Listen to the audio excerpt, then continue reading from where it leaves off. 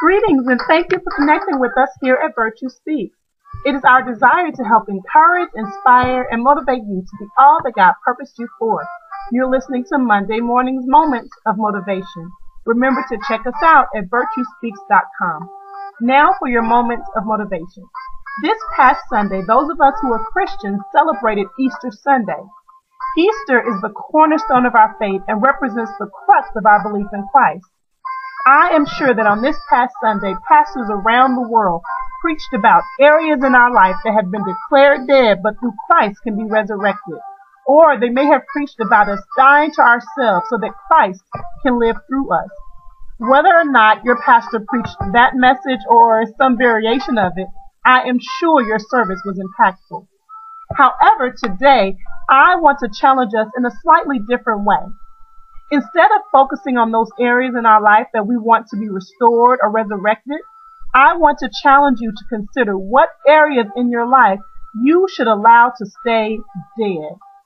Many of us have old ways of thinking, old fears, past experiences, even past relationships, that if we are honest, we find ourselves being tempted to go back to.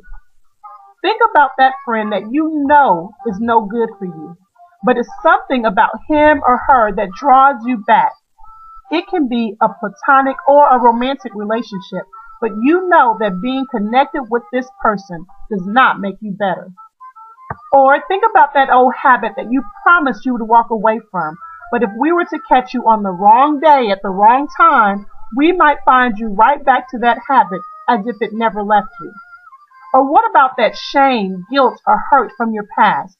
You prayed for God to release you of those negative feelings, but every so often you allow your cycle of negative thinking to take you right back to that time in your life.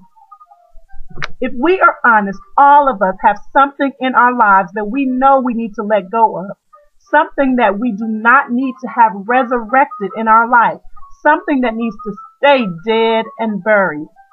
But often it's that very thing that we play games with, that we think we can do just one more time, or that we allow access back into our lives.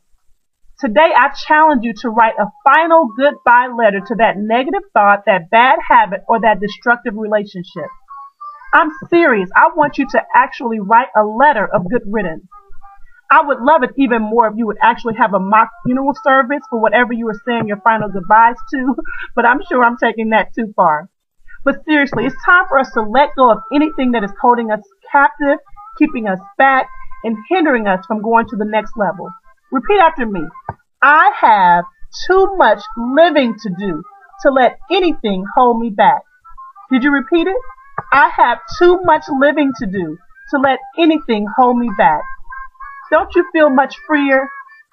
I hope so. This is Robin May with your moment of motivation. Have a great week.